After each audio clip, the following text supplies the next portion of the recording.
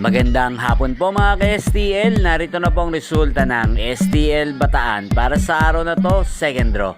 January 30, 2025, araw ng Huwebes. Naway ang mga natayaan nyo pong mga numero kanina ay manalo nawa ngayong hapong ito, 4 PM. Kaya't kunin nyo na po ang inyong mga tickets.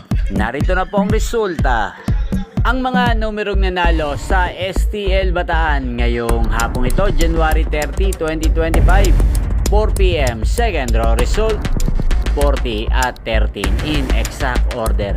Sa lahat po ng tumaya kanina sa STL Bataan para sa second draw ng 40 at 13, congrats po sa inyo. Panalo po kayo. Again, 40 at 13. At ngayong hapong ito sa STL Bataan, natin pong i-shoutout si Ate Madel ng Bataan.